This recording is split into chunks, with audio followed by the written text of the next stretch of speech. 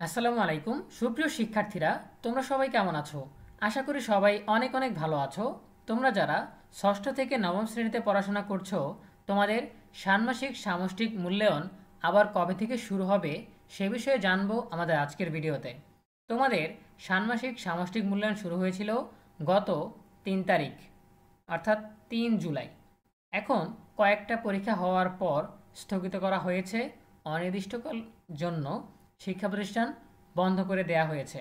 শিক্ষা প্রতিষ্ঠান কবে খুলবে সেটা নিয়ে আমরা একটু আগে একটি ভিডিওতে আলোচনা করেছি, সেখান থেকে তোমরা জেনে নিতে পারবে যে শিক্ষা প্রতিষ্ঠান কবে খুলবে। এখন এই ভিডিওতে আমরা জানবো যে ষান্মাসিক সামষ্টিক মূল্যায়ন আবার কবে থেকে শুরু হবে, স্থগিত হওয়া পরীক্ষাগুলো কিভাবে নেওয়া হবে। ঠিক আছে, শুরু করার আগে সবার কাছে ছোট্ট একটা রিকোয়েস্ট করছি, যারা এখনও আমাদের চ্যানেলটিকে সাবস্ক্রাইব করনি তারা এখনই সাবস্ক্রাইব করে রাখো, তাহলে পরবর্তীতে তোমাদের জন্য প্রয়োজনীয় সকল শিক্ষণীয় আপডেট, সকল পরামর্শ সবার আগে পেয়ে যাবে। এখানে তোমরা দেখতে পাচ্ছ তোমাদের ষান্মাসিক সামষ্টিক মূল্যায়নের রুটিন। এখান থেকে ৩ তারিখ বুধবার এই পরীক্ষাটা হয়েছে বা এই মূল্যায়নটা অনুষ্ঠিত হয়েছে। ৬/৭/২০২৪ এই মূল্যায়নটাও হয়েছে।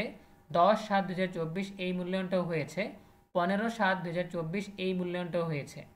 এই যে ২০ তারিখের মূল্যায়ন এটা স্থগিত করা হয়েছে, ২২ তারিখের মূল্যায়ন এটা স্থগিত করা হয়েছে, ২৪ তারিখের মূল্যায়ন এটা স্থগিত করা হয়েছে এবং ২৭ তারিখের মূল্যায়ন এটা স্থগিত করা হয়েছে। এখন তোমরা জেনেছো যে তোমাদের শিক্ষা প্রতিষ্ঠান কিভাবে খুলবে, কবে খুলবে। এখন আমরা ধরে নিতে পারি যে মঙ্গলবার ৩০/৭/২০২৪ থেকে তোমাদের ষান্মাসিক মূল্যায়ন আবারও শুরু হবে এবং ৩/৮/২০২৪ এই মূল্যায়নটাও যথারীতি হবে।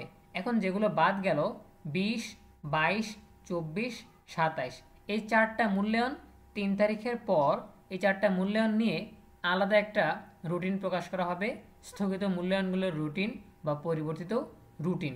ঠিক আছে, সো আমরা আশা করছি যে মঙ্গলবার থেকে তোমাদের মূল্যায়ন আবারও শুরু হবে। এখন এর মধ্যে আবার যদি কোনো অরাজকতা তৈরি হয়, আবার যদি কোনো অস্থিতিশীল পরিবেশ তৈরি হয়, তাহলে কিন্তু এই ২টা মূল্যায়নও স্থগিত করা হবে। ঠিক আছে, এখন অবধি ২৭ তারিখের পর্যন্ত মূল্যায়ন স্থগিত করা হয়েছে। আশা করছি যে ৩০ এবং ৩ তারিখের মূল্যায়নগুলো যথাসময়ে অনুষ্ঠিত হবে, যদি সব কিছু স্বাভাবিক থাকে। ঠিক আছে, তারপর বাকি ৪টা স্থগিত মূল্যায়নের রুটিন নতুন করে প্রকাশ করা হবে। ঠিক আছে, সো এই ছিল আমাদের এখনকার আপডেট। আশা করি তোমরা যারা ষষ্ঠ থেকে নবম শ্রেণীতে পড়ছো তোমাদের মনে দুশ্চিন্তা দূর হয়েছে এবং তোমরা ধারণা পেয়েছো যে কবে থেকে তোমাদের মূল্যায়ন শুরু হবে এবং স্থগিত মূল্যায়নগুলো কবে নেওয়া হবে। ঠিক আছে, সো দেখা হচ্ছে পরবর্তী আপডেট নিয়ে নতুন কোনো ভিডিওতে। সেই পর্যন্ত তোমরা সবাই ভালো থাকো, সুস্থ থাকো, নিরাপদে থাকো এবং সবসময় ইএনইউবির সাথেই থাকো। তোমাদের সকলের জন্য রইল অনেক অনেক শুভকামনা। ধন্যবাদ সবাইকে।